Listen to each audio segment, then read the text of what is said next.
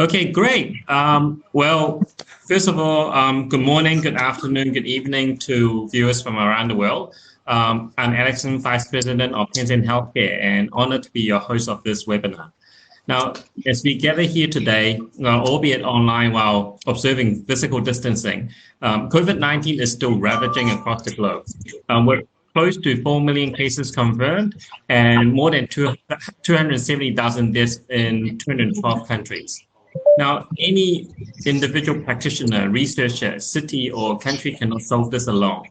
What we need is unprecedented international collaboration, because unlike traditional wars where there are many sides, for COVID-19, there is only one side that we can take, and that is humanity. Now, to facilitate this borderless collaboration and dialogue, the organizers, which includes the George H.W. Bush Foundation for U.S.-China Relations, China Science Healthcare, Tencent Healthcare, and China Investment Financial Holding, has brought together 6 of us, right, both researchers and practitioners in US and China, for what I would call a virtual fireside chat to reflect on our experiences thus far and what are our concerns as we knowingly or unknowingly move into the normal that we live in today. Now, also, this event would not have been possible without our collaborating partners, Harvard-China Health Partnership, Peking University Education Foundation, the NYU Langone Health, Florence Fang Family Foundation, EMBA International Council, and Tencent Trusted Doctors. So online with us here today is Dr. Zhong Nanshan from China Academy of Engineering, Dr. Sten from Yale School of Public Health, Dr. Zhang Wenhong from Huashan Hospital and Fudan University in Shanghai, Dr. Brian Bosworth from NYU Langone Health and Langone Health Tisch Hospital, Dr. Qiao from Peking University Medical School and PKU Third Hospital in Beijing. But last but not least, we also have Dr. Barry Bloom from Harvard T.H. Chan School of Public Health. Now, we observed the first large outbreak of COVID-19 in Wuhan, which as of today has detected, I think, no new cases over the past 4 weeks, which has been quite remarkable.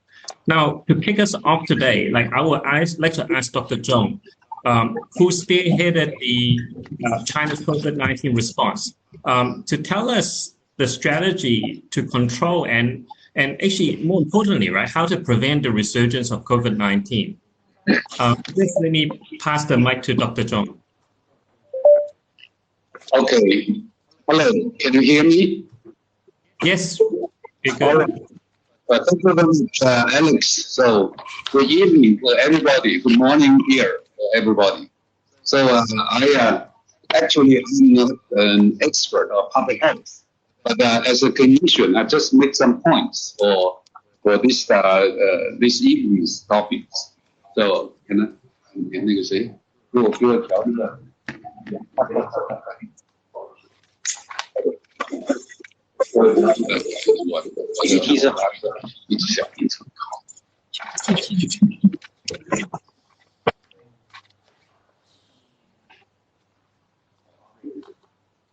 Sorry, yes. As I had mentioned here, I would like to take the terminology of prevention. That's the core of the control of the COVID-19 infection. So as you know, so this is the data. This is data you just now Alex had mentioned. So that's the yesterday data. About 3.6 million people being diagnosed with the mortality was 6.9, close to 7%. And here's in China. So the data here. So in the down here. So with the mortality of 5.5%. So such a really pandemic all over the world. So the first point I would like to mention about the China strategy in controlling further spread. So I think that this work is started from an executive committee of the expert here. They announced here. So they announced that's in 20th January. So announced there was a very definite human-to-human transmission. This kind of diseases. That's a very important mark, saying that's how contagious it is. So, and also that's many staff have been infected. So since then, how to deal with this kind of diseases. So I just quote the UK of the model. Everybody will be familiar with this. So the new cases here over time, here spring, summer, and autumn. So if you take no any action, that the outbreak will be going up very fast, out of the control of the so-called national health system capacity, that cause a big problem with that. Lots of lack of beds, lack of medical staff, lack of materials, and so on. And if we can take some action, just put the down to the or under the capacity, that will be much better. At that time in the UK, they mentioned about isolating individual and social distancing, and for vulnerable, and the whole household isolation if one member is ill. So what happens in China? So actually, out of the measure control that exists a big difference in between countries. So actually, I should say just two steps. One is a really strong control, very strong action. We call that suppression. And other, of course, mitigation. Suppression will be lock down all the things and stop the communication and transportation, all the things. That, of course, will cause a big impact on the economy. And mitigation, it depends on what kind of mitigation you are taking. So I think in China, so we just choose this direction. That's I summarize as four measures. The first is because based on the concept, there's the sentence of there's an outbreak of COVID-19 in China. I think this sentence is not that correct. I think there's an outbreak in Wuhan, in China. I think just one place, so many cities. That's very important based on this kind of evaluation. So that's lockdown Wuhan. That's announced by the central government in 23rd. So don't go to Wuhan and don't leave Wuhan. That's the first. And the second is should make it more transparent of the news of the number of the disease patients every day in each city. And the third is the most important is this. It's we call that the so-called for early. So early detection by self-detection, including wearing mask, don't go to the stay at home, don't go to the meeting or something. So early diagnosis and yes, early protection, yes, early protection. There's distancing and wearing one mask, early detection, early diagnosis, and early isolation. So early diagnosis is very important because at that time, in some of the country, they need to be confirmed by the CDC. But in China, so quite early, the government had decided so that the big hospital can make a diagnosis of COVID-19 infection. So that make it much faster to make a diagnosis. Then that's for early down to the community level. And of course, the close contacts, including those with no symptoms, should receive a PCR checkup. So this is happening in Wuhan at that time. On that day, I'm not going to talk too much about that. So what happens of the newly diagnosed patient over time here? So you can see. So that's the new diagnosed patient is getting up. So 2 weeks to the 2 weeks here. So the middle of February, that to the peak. That's 1 day. So close to 400 patients in newly diagnosed. The number is reaching the peak, and then it's going down. So 2 weeks time going down. Altogether, it just took 1 week to control the spreading. So we can make a comparison. So global revenues and here. So this is happening in early January and then February in China. That's the curve. And then at the beginning of March, here are some other countries. So have some outbreak. So Spain, Italy, Germany, and France, and so on. And this is United States. So going up very fast. So it just took 1 month, and here, so 1 month, 6 weeks. Still, some of the countries still in a high level. So this is we had such a situation. I think the very core control transmission, distancing, simply saying distancing. When you have a meeting and join together, so you should wear mask. It's just preventing the people to, in fact, to transmit to you, rather than you are sick and wearing mask to prevent yourself to transmit to others. So this is the thing. So recently, I have no data from the whole country, and just you can see in Guangdong province, which is have 100 million population in Guangdong. That's in my city where I work. I am in here. So there's some data. So you can see recently the more importation coming. So that's a big problem to us. So of course we need to have more to open, to have more communication and transportation, and that causes much more import cases. How can we deal with this? That was the problem. So actually that's a big challenge of the government's policy. How to keep a balance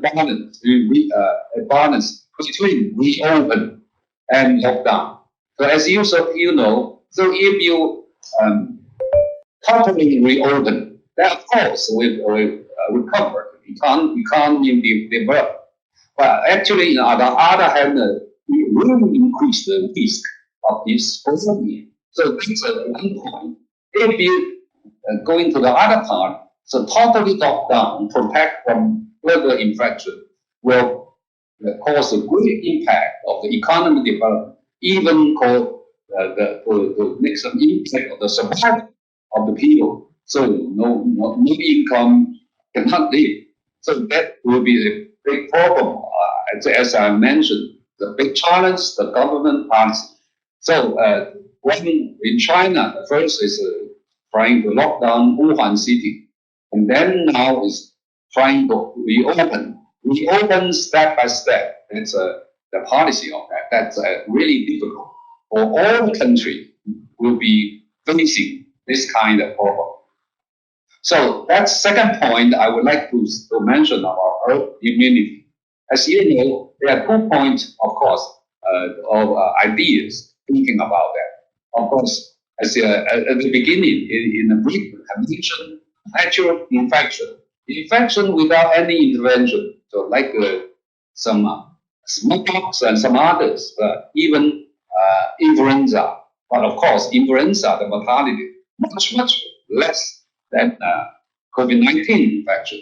But if you this to get the herd immunity, actually, from the general knowledge, we'll have 60 to 70% of people being infected. But if we will take the more sacrifice of the people, so if we calculate this this population, that will be, I think, will be 45 million people die globally. That's great loss of the life. So I don't think in China we'll think that. That the other way, for the majority of these countries, will think about massive vaccination. So it really needs time to complete this. So 1 to 1.1 year at least, maybe. So we really need a global collaboration, in particular in between China and the United States. So actually now in China, there are 3 kinds of vaccines on the way. It's going into clinical trial. One is mRNA, and that's similar to the States vaccine. This Chinese Academy of Military and Medical Science, and then two in academic vaccine. One is by Wuhan, and another one is in Beijing. So that's published yesterday in Science. Rapid development of the vaccine candidate for COVID-19. This is a data I'm not going to talk about. To create higher antibody and have a the virus titles going down and so on. I'm not going to talk too much about that. So the last one I'd like to say, once the patient got infected and got symptoms, well, we also need to have a very strong idea. If we have to make the other intervention. So because the majority of the patient will be in mild or moderate status. So the most majority will be recovered under healthcare, general healthcare. That will be okay. So in China, it's quite a lot of people just take some Chinese herb. So we call that 连婚清瘟胶囊. The data will be published very soon.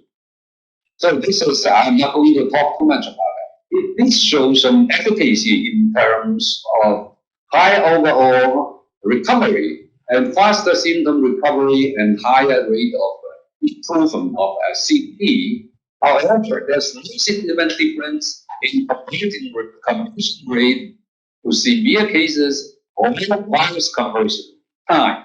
That's although there are some tendencies, so didn't show significant difference. But anyway, this kind of reduce the symptoms and make the patient recover earlier.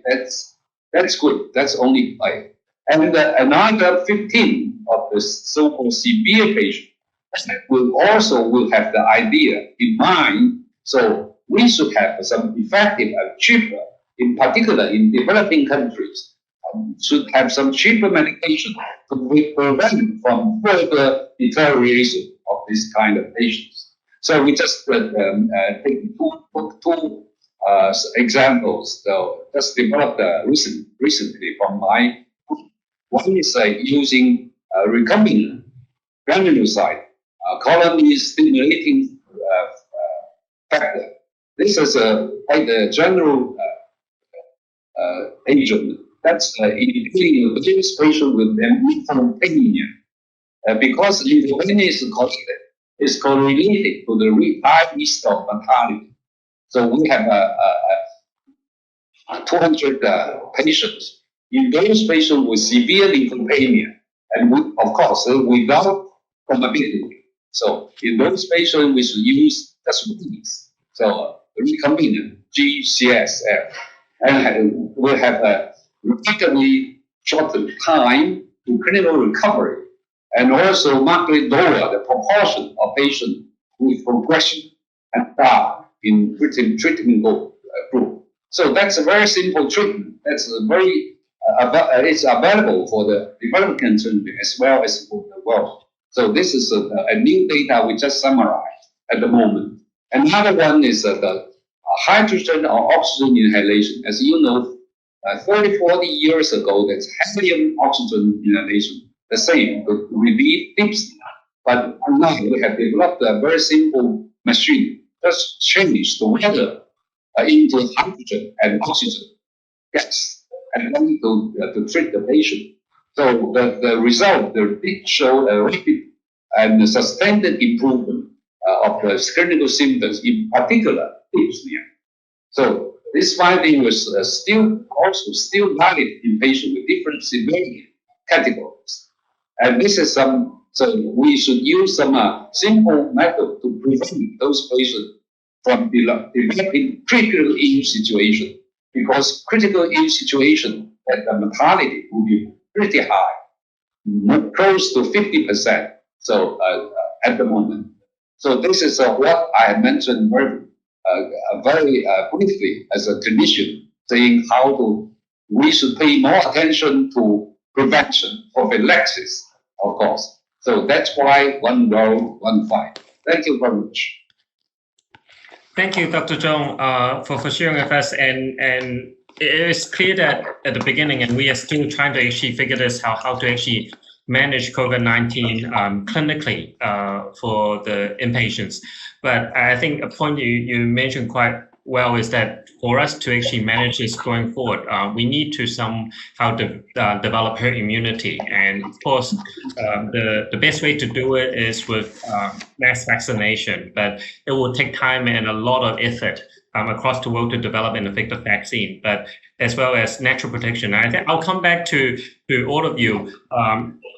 With a natural infection and seropositivity actually equates to protection, because that is actually one of the many unanswered questions that we will have. Now, actually, for this, right, I would like to now ask Sten to share with us. Now, Dr. Zhong has shared with us what has happened, I guess, in China over the last few months with some of these measures, and the U.S. is still in the heat of the moment right now, right? What is sort of your perspective from your vantage point, Sten?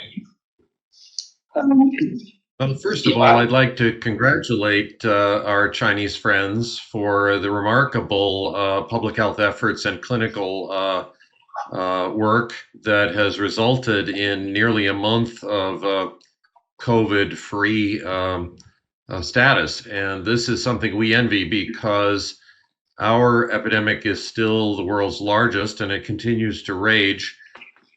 Here in Connecticut, we are not very far from New York City.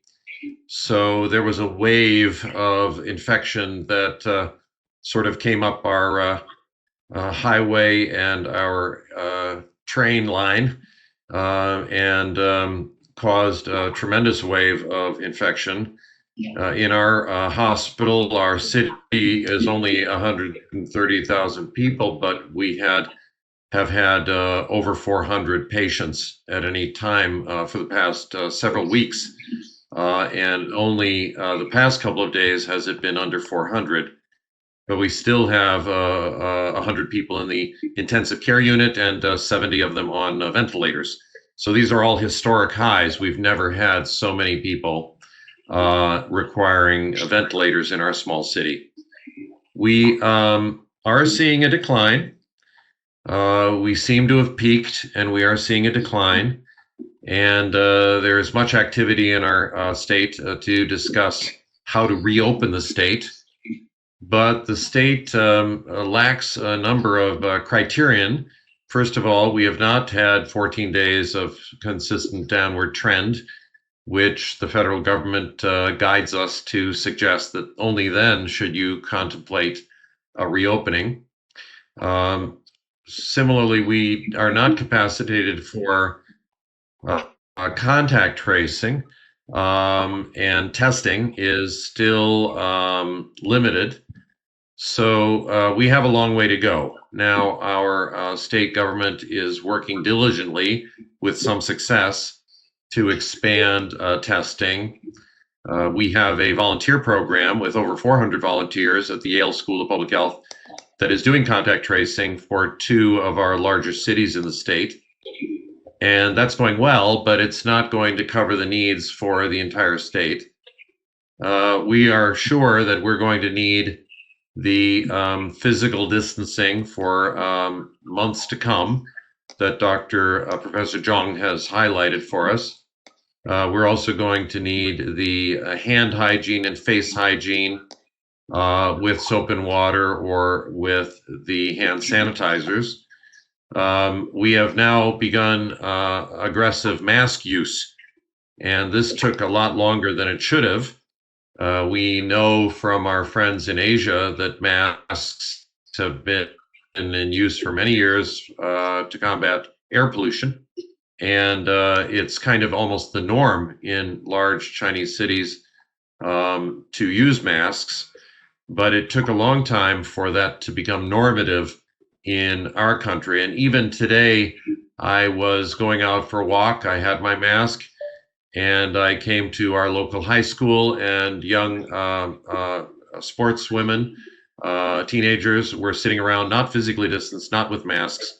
And I feel that many Americans are not yet disciplined to stick with these reasonable precautions. We have many clinical trials, over 120 of them in the US, for a variety of drugs. We're hoping that drugs can come along quickly compared to vaccines. We've been working on an HIV vaccine for 35 years without success. And the fastest vaccine that I'm aware of was the one developed in Philadelphia for mumps. It took us about 4 years. Now, it is plausible with this global partnership and 90 products that have been identified, at least 7 are in clinical trials, that a product from China, a product from Europe, a product from the US, somewhere, we will have some success, and we hope that that can be brought to scale. But I think it's improbable that we would have a serious number of vaccines, knowing that they're safe and knowing that they're effective, before a couple of years. And that would be if everything goes just perfectly. We do also have the priority in the US of trying to reopen our economy. Much health damage is done when you lose your job. What if you own a small business and it goes bankrupt? What if you are working for a large business and that goes bankrupt? So we know that there is harm in closing the economy, and a thoughtful, measured approach. For example, something that 7 governors of 7 of our states in the Northeast are working together, collaborating. And this is very wise, because from Massachusetts down to Delaware, we are one coherent block in our country, and we're connected very well by roads and airplanes and rail travel. So it's foolish for our states to be operating in isolation. And the fact that the governors are coordinating well, one of our faculty, Albert Coe, is co-chairing our state's advisory group and will represent the state in the 7-state group. And that's a good sign. That's a logical, science-driven, metric-driven approach to reopening the economy. And I think Professor Zhong said it very well. This is a global partnership. I will end by just telling you a story. Our friends at Zhejiang School of Public Health called me and said, would you like us to have a telephone conference with some of your COVID researchers and clinical leaders, and we can share with you the Chinese experience? And I said, this is utterly delightful. This is fantastic. This was about 6 weeks ago. And we were just seeing our first cases. So we had a very valuable exchange where our Chinese friends presented to us their experience battling COVID, both on the public health and on the clinical side. And we were so impressed that our Chinese friends would reach out to guide us in this way. And we were so grateful that we are now doing the same for our African colleagues. And we've had symposia now with Uganda and Burkina Faso and Senegal and Sudan, and we have Cameroon coming up, a number of other countries. So we're trying to do a favor for our African friends, just as our Chinese friends did for us. So again, congratulations with the progress you've made. And I know that all of you are hoping for the very best in the United States as we try to have the kind of public health and social discipline that you had that was able to control your epidemic. Well, thank you very much, Sten. So I've been in Connecticut, so beautiful city, and then I think 20 years ago. So I think I really appreciate how much effort you have made. So I really know what the situation in the United States at the moment. So the whole world, the whole COVID-19 infection cannot be controlled. So if one country is still in a very high and is still increasing, So the whole world should not be controlled. So no matter how well China has done, so that's no way. So for really control of the COVID-19 infection. So I quite agree with your point. So the global collaboration is really necessary. So one thing you had mentioned. So I suppose the tracing close contact is still very important. I think in Wuhan, one of the very important is setting up some hospital. Just try to separate the healthy person and or symptomatic patient. So separate them to reduce further infection. That's most important. In terms of wearing mask, you can.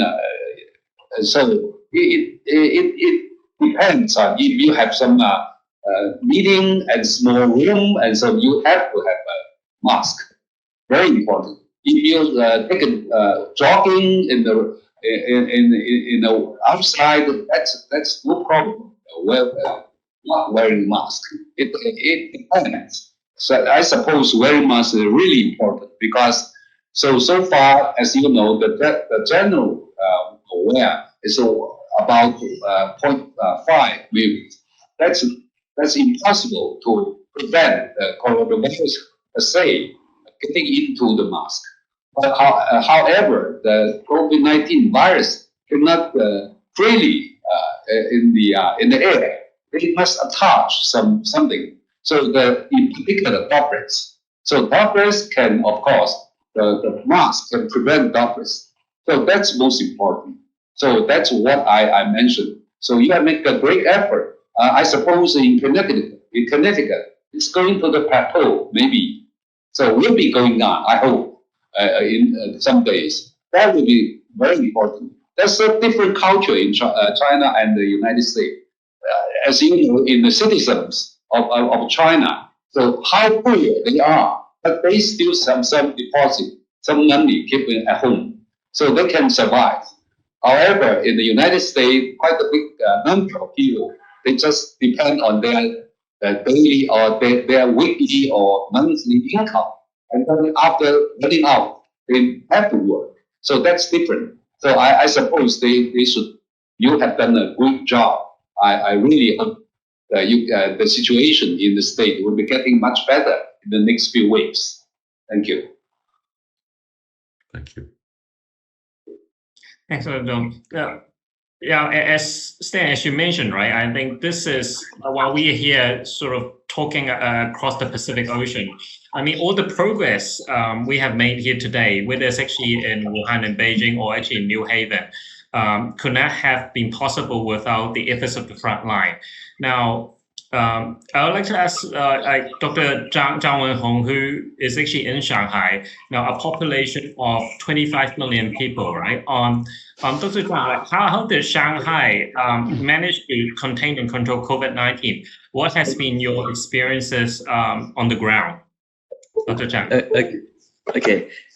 Hello, everyone. And it's my great pleasure for me to have the opportunity to exchange our viewpoints with all our colleagues in China and the United States. Previously, just like Professor Zhong mentioned that China, almost all the city, we take some similar strategies, except for Wuhan. For me, as a leader of the COVID-19 expertise group in Shanghai, the city with 30 million people here, actually we started the combat against the COVID-19 in late January. I remember that I went to the designated hospital on January 20th. And our experience is mainly today, I can say that we mainly concentrated on three key elements. We took aggressive testing and extensive tracing and maximum hospitalizations.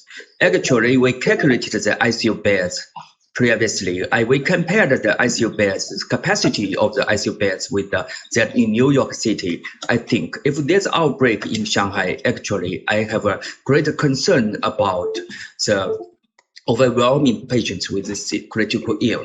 So therefore, we had to take very strict measures in the very early stage. So actually, like Wuhan, I think is totally different from that in Shanghai. The Wuhan, just like Professor Zhong mentioned, it's a epicenter of China and with rapid growth of the epidemics. So therefore, the strict measures should be taken to control the local transmission. While in regions where epidemic burden is relatively lighter, just like in Shanghai, I think the more focus should be put on early diagnosis and treatment and trying to find all the patients to stop the local transmission. In China, for instance, as Wuhan, we know that it's with the rapid progress of the plague. So we know that they took the strict lockdown, including traffic control within the city, and the province border were also were temporarily closed. But today we know that after 2 months, just on April 8th, China reopened Wuhan again. So therefore, the strict social distancing and the stay-at-home regulations were carried out in Wuhan. Actually, it's very hard to break the economic there. However, the duration is very short, just 2 months. And such method were only possible, I think, if we took a very strict method there. We should take another accompanying strategies, just like we will do the strong community support. For example, in the Wuhan city, the fresh food, vegetables, and the fruits were delivered door to door by the community works, and the other life necessity will also be delivered if asked. So therefore, I think the community support is one of the biggest advantage in China, because we have a lot of community workers, and also we have lots of community volunteers. Just like we in China, almost 50,000 healthcare workers also went there, and also I think the countless volunteers went there to help the community to do the jobs I just mentioned. Shanghai, of course, is totally different. We are in the center with a lighter epidemic here. I think we have to take the very early epidemic, very early and lighter epidemic burden here. So therefore, we to control the imported cases from Wuhan. Shanghai government took a more lighter control measures. So actually, we did not take the strict shutdown here. We just asked our citizens stay at home, but not mandatory. And the citizens also, they could go out for food, shopping banks, hospitals, and etc. And all life necessary facilities here remained open for normal life. So instead, the Shanghai government also, we took the massive effort in aggressive COVID testing. So we took the aggressive COVID testing at a very early stage, just at the end of January. We also, our CDC staff compared with community work, the tracing for every house context, close contacts. So the home quarantine of close contacts were carried out thoroughly with the assistance of community primary care physicians and the social works. So timely and extensive testing through tracing of every patient and the home quarantine of the close contacts of the suspected population is very crucial, as according to my experience in the prevention and the control of the COVID-19. So therefore, the timely diagnosis protocol and the timely quarantine measure here effectively stopped it. We also, of course, we did not cause the strategy did not cause the overwhelming impact on the normal citizen's life. So I think we took every measures very early in the early stage of the epidemic of this disease.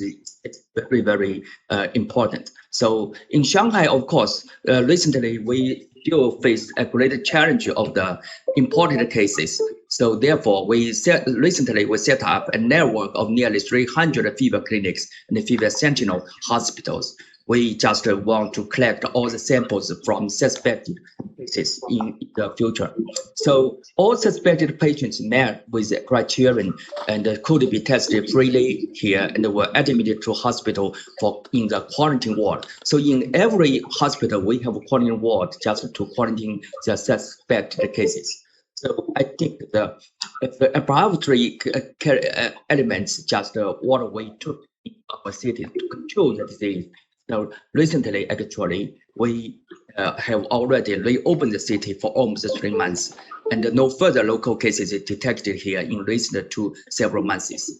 So in the next few months, just as Professor Zhong mentioned, we reopen the city and we will face the challenge of the imported cases, and the world and they're also very eager to reopen the business and the society. So I think in the coming next months, Europe and the United States will reopen the board.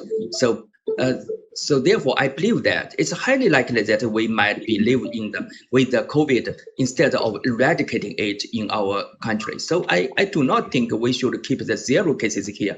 So I think the great challenge here we are all facing is still very great. And how should the world cope with the new society under the shadow of the COVID epidemics? I think is a very important issue for all of us. So we will return to the new normal. So in the near future, we will face the challenge of the imported cases. I think it's very important for us to take some more measures in the next stage. Thank you all. Yeah, thank you. No, thank you, Dr. Chang. It seems like Shanghai has taken a similar approach to what Dr. Zhong mentioned, right, as well. Early protection, early detection, early diagnosis, and early isolation. Now, some has referred to New York as the Wuhan of China. Being the epicenter of the outbreak in the US, Brian, how is NYU prepared for this, right? And what is it like on the ground right now? So, I think what was so valuable is learning from the early experiences coming out of Wuhan. And as soon as the reports came out, we mobilized our emergency management and enterprise resilience group and began having daily meetings at the very beginning throughout the month of January, as we were following very closely what was happening in Wuhan and then in the other cities in China, both on the measures that they were taking and the preparations for what was to come. And so we created a very detailed script within the hospital about what we would do when we first saw a patient in New York City, what that would do and what measures we would take, and then when we first had a positive patient in our hospital. In part, we were hampered by testing, and I think that's a story that certainly has played out in a number of other cities. And it wasn't until we had our own in-house test, which took a good week or two to really get up and running, that we were able to have an idea of the magnitude. But once the patients started coming in, it didn't matter to us actually what their test showed, because the syndrome of COVID-19 that they were presenting with was reproduced, and the hypoxemia and all of that. So we very quickly, once we had our first patient, cleared out a whole floor of the hospital. And then we're planning on basically every 12 hours what the next move was going to be and how we could reshape our institution to be able to first move all of the non-COVID positive patients to other locations. And then very quickly, the entire building was overwhelmed with patients. And we transformed one of our towers into ICUs. And we increased our ICU capacity 11-fold.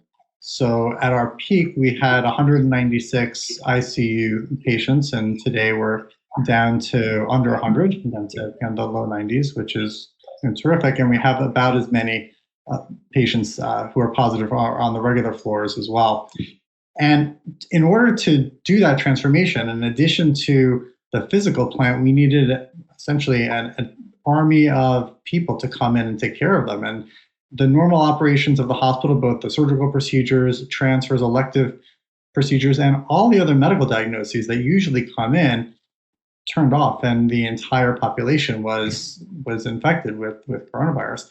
And so we used trainees from other departments. We used a whole slew of volunteers from both within New York State and really from around the country who were flying into New York to help care for these patients. And that was really an incredible outpouring that we saw as we were really trying to just take care of the never-ending stream of patients that were coming through.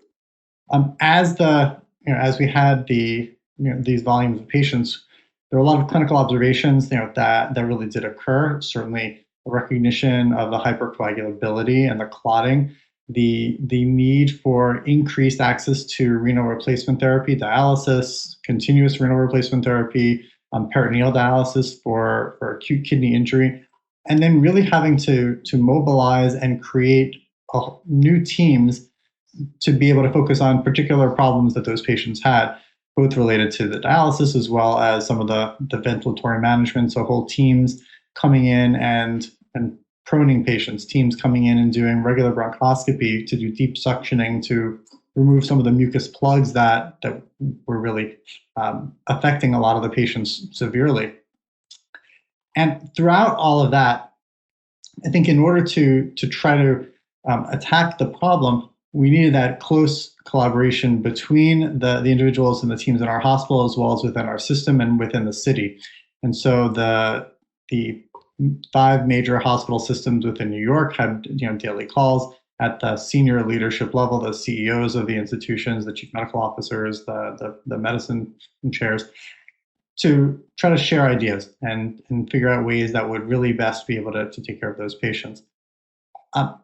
Because there was such a strong psychological toll that the numbers of patients and the severity of illness really took on all of the different staff members, it was important to really do a lot to try to both keep up morale, to celebrate the victories, the patients who were successfully discharged, those that were able to be transitioned out of the ICU back to the regular floor. And that, I think, is an important component to the response, really making sure that we pay attention not just to the physical health of the patients, but the psychological health and safety of the caregivers. And we spent a lot of time working on that when we discharged our 1,000th patient, and we had seemed like the entire hospital filling the lobby to watch her leave. And it was quite a dramatic and striking moment. And that type of care really needs to be paid attention to. And the other piece that I think also was very inspirational in the caring for patients was that with all of the different teams that were coming in, we graduated our medical students early, about 6 weeks, longer than that, 2 months earlier than their normal graduation date. And they volunteered to come in and work on the floors. And seeing these newly minted students come on was a source of pride. And it showed that their education wasn't just about pathophysiology and taking care of disease, but it was about being a physician and really instilling in them the ethics of a profession. And you have to rush in to take care of those who are in need. And that also was a point that was truly energizing to the entire staff. What I think one of the struggles is going to be is maintaining that. And so we're past the peak, but we're certainly not at the nadir. And so we're coming down in both of our ICU numbers, the number of new admissions. It's not a uniform drop. And so just like Sten was saying, we haven't had 14 consecutive days of decreased hospital admissions. We had a fairly significant spike on Monday, for example. But being able to sustain the care and adapt and really figure out what that new normal state is going to be within the hospital environment and then within the city environment, especially as some of the social distancing and restrictions really do begin to become relaxed as the world tries to reopen the economy. We're worried that that's going to really cause a resurgence in cases. And so being on guard and not contracting too fast and really being open to when the new patients do come in, if they should, that we'll be able to have the strength, the fortitude, and the clinical teams and care be able to meet them. And I'm confident that we'll be able to rise to that occasion and do it as we have before.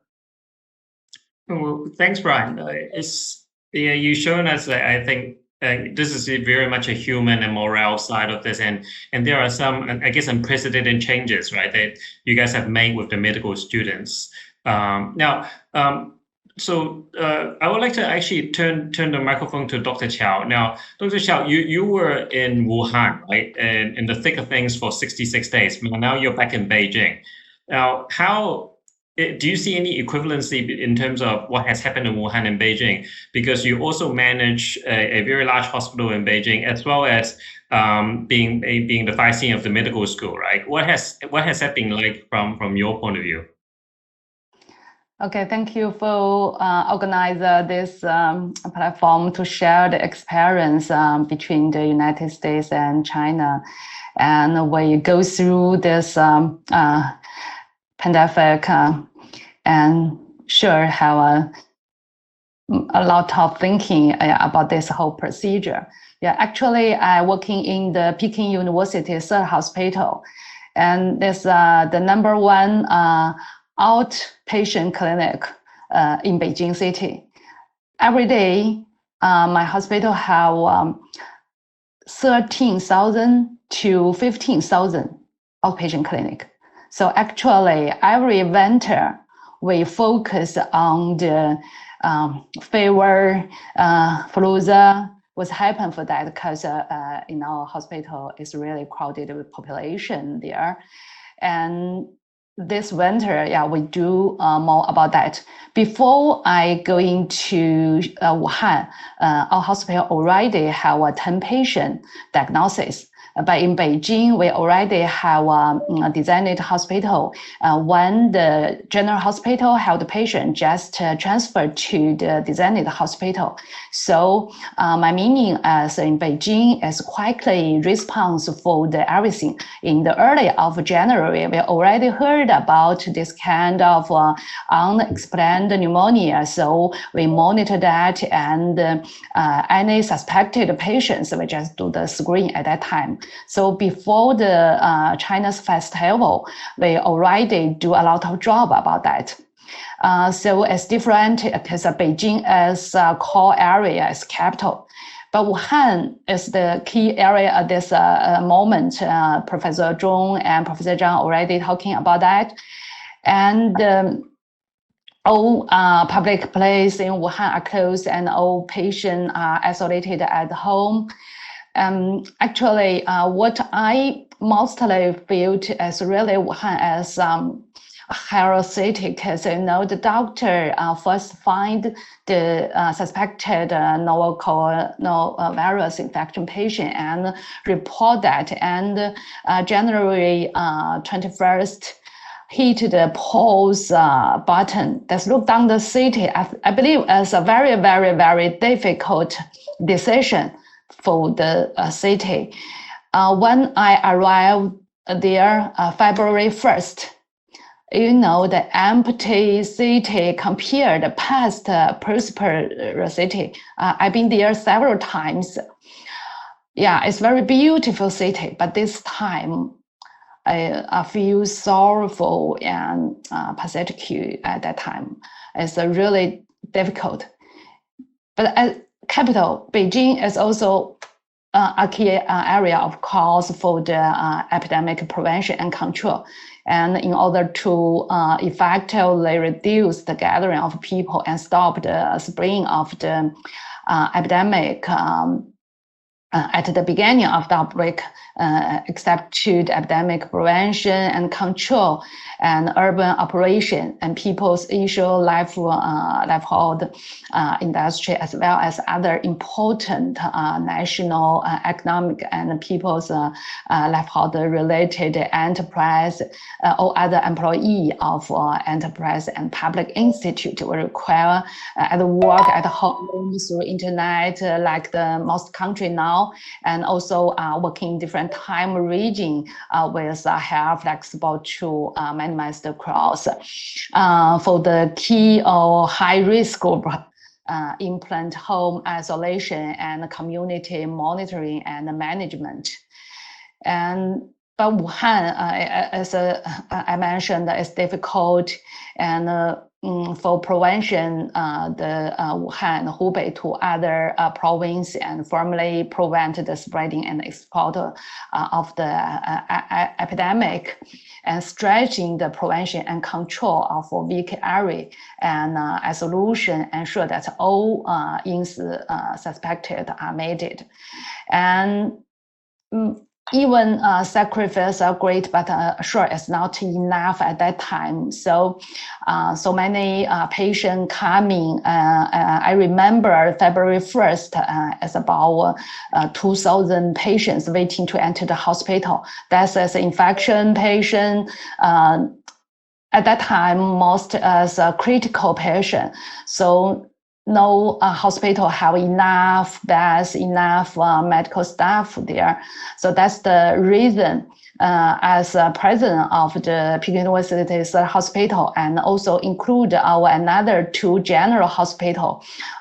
We are 3 hospital belong to the Peking University, go to Wuhan. Actually, during 1 month, about 324 teams coming to Wuhan to help the Wuhan. Divided the patient actually 2 main part. One as the mobile camping hospital, the male patient treatment, and others that's ours mean to treat the critical hospital. When I arrived here, I arrived Wuhan, I know that's very important. Because one hospital responsible for 1 ICU treatment unit, that's including the 50 beds to that.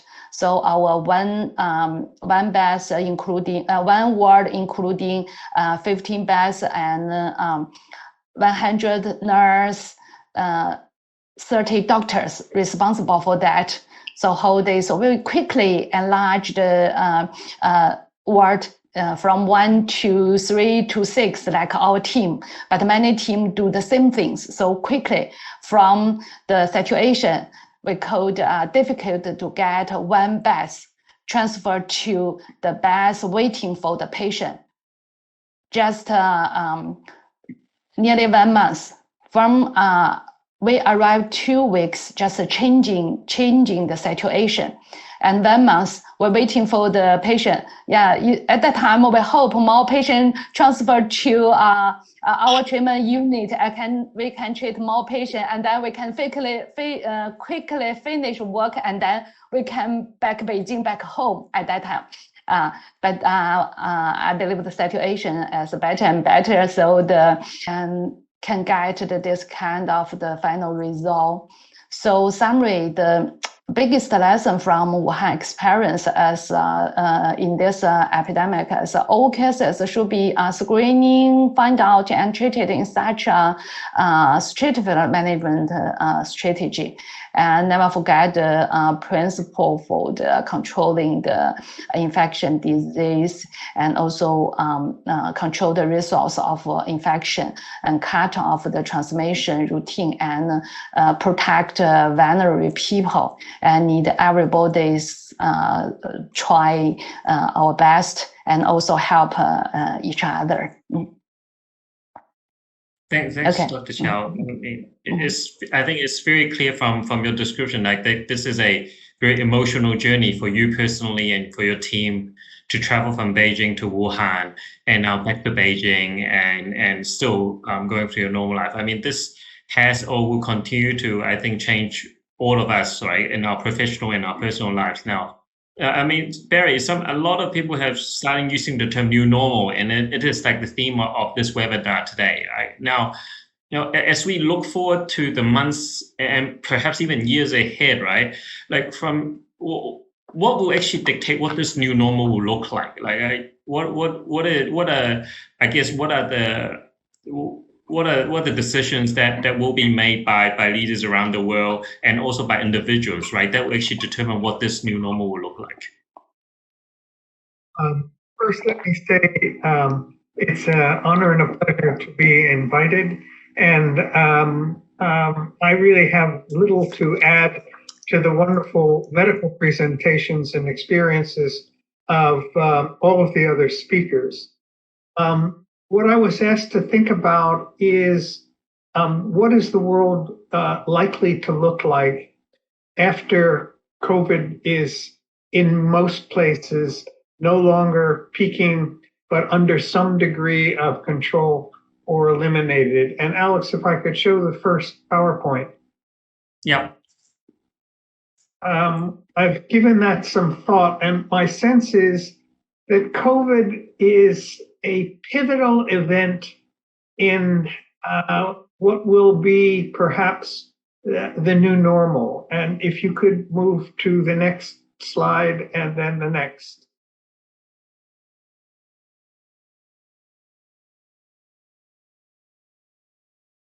you do the next?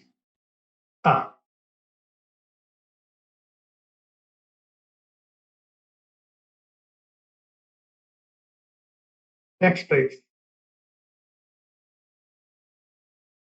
So a long time ago, after many years in working in global health, I've come to the very simple view. Previous one, please. Go back one, please. That basically all healthcare is local. People relate to their communities, their local hospitals. Again, could we go back, please? But health research, the new knowledge, could we go back one, please? Is absolutely global. And that has certain requirements that we are at a pivotal moment where the future, in my view, is very unclear. Every country in this world will have had COVID by the end of this year, probably. And that's a shared experience that each country in a different way, but also in a similar way, has had to face. And the question is, will it motivate us to renew multinational global cooperation in healthcare and health research? And hopefully, if we can establish and maintain exchange of information, transparency, circulation of knowledge and data in the realm of health and public health, that's perhaps the stimulus to do sharing of ideas and thoughts and collaboration beyond even epidemiology, public health, and medicine. I have to give thanks to my colleagues and many friends in the early days of this who published the DNA sequence or the cDNA sequence so that every country in the world could create diagnostic tests, of the publications from the NIHs that describe the disease so any clinician in the world could recognize COVID if it walked into their door. And my colleagues in Hong Kong who presented the models that told the world that this was going to be a pandemic by the 28th of January that would probably, unless we intervene, go around the world. And that's the kind of openness and sharing of data that has made possible a global effort that we are engaged in at the moment to develop drugs and vaccines and greater knowledge. The alternative is that the world would become more polarized with a nationalist competition between the US or China or Asia or European countries. And that competition may have certain values, but not in the realm of global health and global knowledge. And I am concerned that unless the health community and many other academic communities share our efforts and commitment to working together, there will be a fragmentation of science that will not be helpful. May I have the next one, please? So what, in my view, will the new world look like? And I think that this epidemic has, at least in our country, which is the only one at the moment can speak about with any confidence, it has created concerns that this richest, most prosperous country in the world has never had to face since the Great Depression in the 1930s. There will be continuing concerns, in my view, about infection, whether it is COVID coming back in the fall, whether COVID becomes a seasonal disease, whether we have a new strain of influenza that arises to which we are not partially immune. I think we will have a public concern for many years about health security and infectious diseases. And I think that will reinforce already existing concerns about cybersecurity, of being spied upon, of having our private conversations in the social media picked up and misused, and threats to privacy, and will raise the question, what are trusted information sources? I would like to believe the world would believe that the most trusted, or one of the most trusted, is that of science. But we do not always have friends that support and trust science, but they can be very damaging to the efforts of science and the efforts to create trust in science. I think the issue of climate change, which will have many manifestations in weather, once again will make people insecure about living near water, of whether there will be floods, whether crops will die off, whether there'll be droughts. And we haven't had to worry about that in a practical sense. It was once an academic discussion. It will become a very real concern that people will carry with them.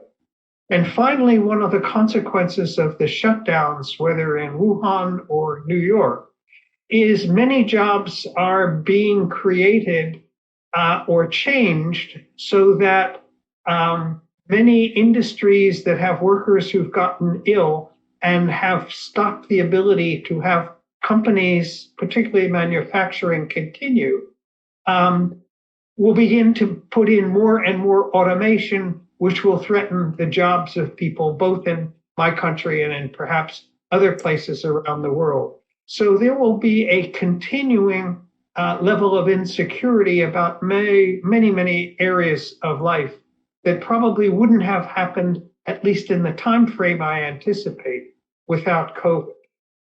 At the same time, we will not go back to where we were before, but we will become accustomed to a new world of social distancing, not for 1 month or 2 months.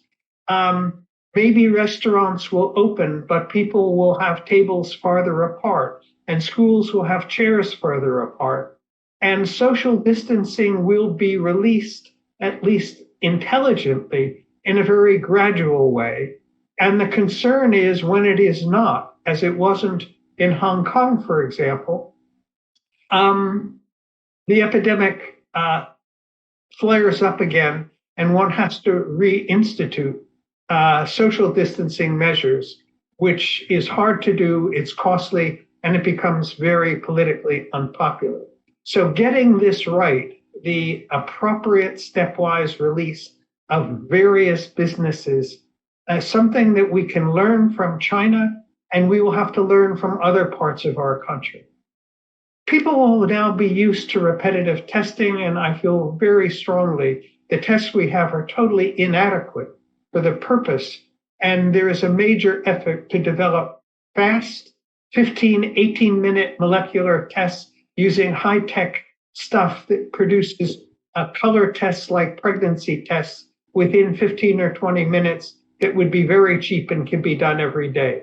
There's a major new NIH effort launched 1 week ago to select for the best ideas for changing the way we do testing so it's cheap and fast and sensitive and specific. People will have to be able to walk around for very long periods of time in countries like the US that never wore masks. And there will be resistance to that. And it will not be a pleasant circumstance demanding it of our people. And workplaces are not just places where people could go to sit at their computers, but they will have to test the people who come in and leave to be sure that they are not infected and not putting everyone else in large companies at risk. This will be a new world of continuing testing and social distancing. When China opened Wuhan and relaxed the social distancing and allowed travelers to come in, as you know better than I, almost all the new cases in China, in Hong Kong, in Singapore, with one exception, came from travelers. The ones in Singapore were workers that didn't fly in, but every country is now going to have to be concerned once they reduce the level of this disease of how to prevent it from being reintroduced. And the United States has 50 states, and each of them is different. And health is a state responsibility in America, not a federal one in general. And so if one state does a great job of reducing the numbers, it could be overwhelmed by travelers and visitors in trucks and buses and cars from another state. So we will have to have some constraints and some concerns about travelers over the long haul. We will have a vaccine in perhaps 2 years. It will take another year to get it produced in massive amounts, probably. But then the question is, who gets the vaccines? Who decides that? And for every step with vaccines, as you all know, there is misinformation about vaccines. People will be hesitant to take them, and hence, will we ever get to a level of herd immunity remains unclear. We will live in a level of surveillance, particularly if there are electronic methods for identifying cases has been used effectively in China and Hong Kong and Korea. That would be new in the United States. There will be resistance to that from people who value their civil liberties. And will we become accustomed to that? And then finally, in the balance that we saw from the very beginning presentation of Professor Zhong, there's a balance between the economy and health. And will we become accepting of a high level of deaths justified by the ability to move the economy? And will that lead to our accepting increasing continued deaths from infection by COVID, just as we accept deaths in many countries with food insecurity and in our country with gun injuries that would be crazy because they're preventable, but people have learned to accept them. Finally, if I could have the last slide, please, Alex. I see some positive changes, not only negative ones. I believe, at least in my country, and I hope in China and other countries, there is a renewed appreciation of what scientists have done to understand, model, predict, and intervene, and create new tools so that the science, public health, and medicine will have a new respect and would become heroes to the public that has not previously really understood what we did. I hope the rush for vaccines and drugs will continue in investments in science for new innovation in all kinds of areas that will make life safer and easier and more rewarding for people. Innovation is the ways to fix the problems of the world, but it's often only invested in after a tragedy or an outbreak or a natural disaster. I think in our country, I'm hopeful that there will be a recognition of what the important work of people who we now call essential workers. These are not just academics, professors, CEOs of industry. These are the people who drive the buses and who sell fruit in the fruit market and brought the food in chains into Wuhan in the middle of an epidemic. These are the real heroes within this epidemic. I hope they get recognized in a continuing way and respected and rewarded for their effort. And that includes vulnerable people, particularly people in nursing homes and the elderly who have been enormously vulnerable in this. And finally, realizing that the most vulnerable people, at least in my country, and I would be surprised if it were different in China, are the people at the bottom of the socioeconomic ladder, the poorest people who live in the most crowded housing, have the fewest resources. And we see those dying in 2 and 3 times a greater rate than those that are more affluent and live in better conditions. And I hope this epidemic will renew a commitment to decrease societal inequities and make it a fairer and more equitable society. So those are my thoughts for the future. I hope some of them are wrong, and I hope some of them are right. Thanks, Barry. As we look forward to the new normal, sometimes it can be quite gloomy. And thank you for taking us to a more positive spin. Now, actually, as we look at the new normal, I think one of the joke, I'm not sure how big of a joke it is that during lockdown, a lot of people speculate that there will be a lot more COVID babies coming out in 40 weeks' time. Now, I think this is, I guess, one of the scientific unknowns, right? And I actually want to ask a question to Dr. Qiao, right? Being a reproductive and maternal child health expert, right? Like, life as we know it will continue. People will continue to have babies, will have births, right? And now I'm sure if pregnant mothers were not already anxious, now with COVID-19, I'm sure they're even more anxious. Like, how much do we actually know about the effects of COVID on pregnancy and on maternal child transmission, for example? Until now, in our experience and summary from the Wuhan, also whole China, we got the pregnant woman as similar symptoms as the general population, no more severe. So that's lucky. And until now, have nearly 100 women delivery, and the baby is healthy.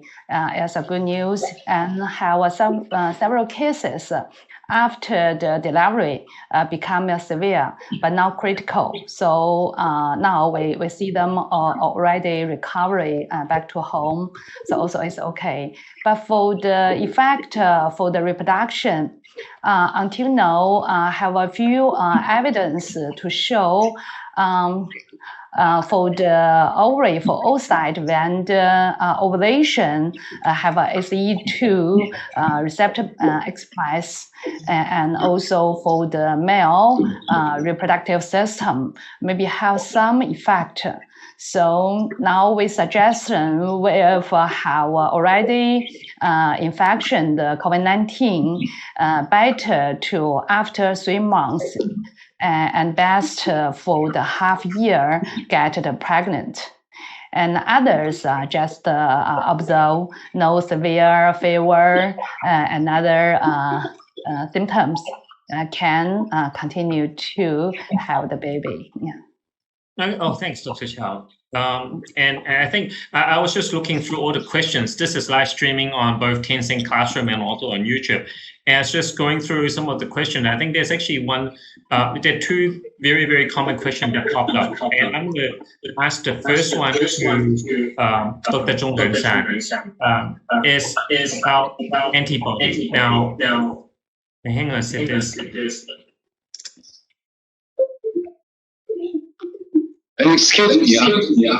So the voice is not that good, so I cannot catch your question. Dr. Zhong, so it's really about, you mentioned about herd immunity. Now, of course, we can get to herd immunity with a good, safe, and effective vaccine. Now, there's always been this question on whether natural infection and natural antibody generation equate to protection. Now, do we have any evidence that natural infection will actually lead to infection, which will contribute to the development of herd immunity? I don't think so. So I think that there's some evidence hundreds of years ago, so like smallpox or polio. So that's a high fatality and very high reproductive number. So the people got the smallpox and then got so in Spain, I suppose, some of them got quite massive infection in the population. So for several generations, it takes much longer time to get the herd immunity by this natural infection. And eventually, it's not that perfect. So if we had developed the smallpox vaccine, and then everybody should receive a smallpox vaccine during the newborn, or childhood, and then get the immunity. So I don't think the herd immunity will be achieved by that way.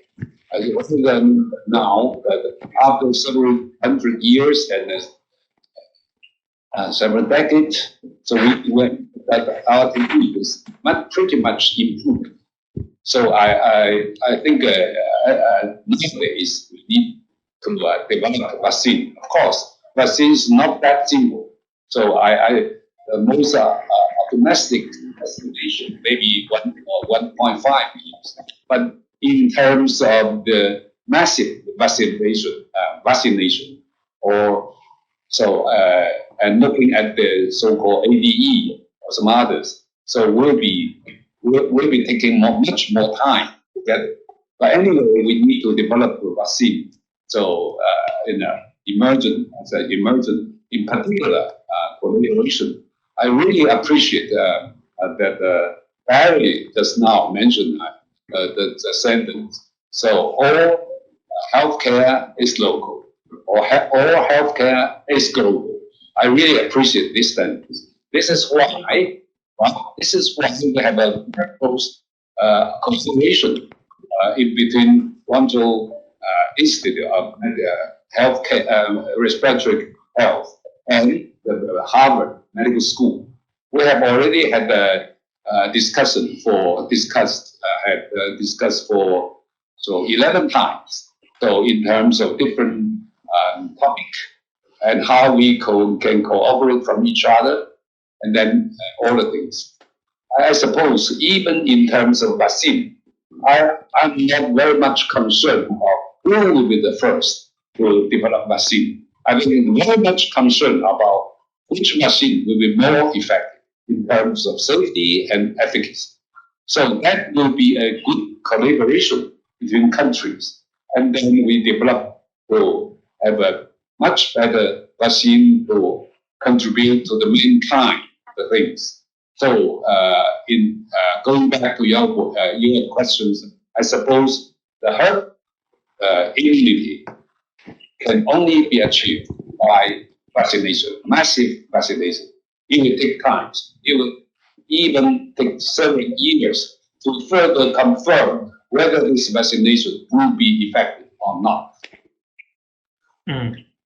Great, thanks, Zhong. So I think it's clear that, I think the end game for us against COVID-19 is a vaccine, and how we can balance it. I think the next question for the new normal for us will be if there is actually one or hopefully multiple vaccine candidates become available. I think then there will be a lot of discussion around supplies and prioritization of these supplies, not only across countries, but also within the countries, to the point that Barry mentioned, right? Which are the subpopulation that we should protect first? The most vulnerable, like healthcare work, the high-risk healthcare workers, the most vulnerable people. But I'm sure this will actually create I think more tension to come, and I think this is one where I think all the researchers do have to work together, right, to actually overcome this. Now, there's also a theme of question. One quick question I want to ask, probably directly to Brian. As you are really managing the front line and the workload, right? I think various sort of states, including New York, has talked about sort of reopening the lockdown with different types of activities being proposed, right? Given the risk, right? What do you foresee any issues with the current plan about the discussion about reopening New York? Well, I think because they're opening New York State up in regions, and so New York City, which is certainly the epicenter, and with Queens, the Bronx, Manhattan, of the boroughs within the city, having the highest concentrations within the country, and then the surrounding areas, it's really going to be phased. And in New York City and the surrounding suburbs are going to be opened up much later. And I think it needs to be done in a very cautious and stepwise manner. Part of it is the reduction in cases and monitoring that, and then also the testing and the contact tracing. And a question actually that I have, because Barry mentioned and Sten even mentioned at the beginning, and they've been doing it more in China, these contact tracings, which I think are going to be an important component. How does that work, and how do people deal with that threat to their own privacy that you talked about? Because that really is something that, if your phone beeps that you've come in contact with somebody who is at risk or is positive, how does that impact on a society? Well, I guess the contact tracing will be key for us going forward. I think both Google and Apple has developed initiative to try to actually balance the need to contact trace and to protect the privacy. I think this is, again, a very contentious issue, and we have seen Europe and different countries have taken very different approaches to this. China, of course, has developed the health code digitally, right? To actually allow people to move and travel while knowing what their quote unquote their health risk and status is. And otherwise, I think part of the burden that we do not want to add to is the overstretch CDC workload already across the globe to contact trace. This is literally like herding cats. When a lot of the time we actually don't know what the cat looks like. We can't find the cat most of the time, and the cats sometimes look different. Now, I believe our time is up. Now, I think we do have a lot more questions than answers, and I think to borrow Barry's quote, right, all healthcare is local, all health research is global, and I think this is one of the reasons why the organizers has formed the GACC, the Global Alliance to Combat COVID-19, and this is the first of many webinars to come. Now, first, I would like to express my gratitude to all of our speakers today. Please stay tuned for our next webinar, and let's work together as a global threat against COVID-19 for humanity. So thank you everyone for participating, and thank you very much to everyone who's tuning in. Great. To have a nice sleep. Thank you. Yeah, have a safe day. And happy night. 谢谢。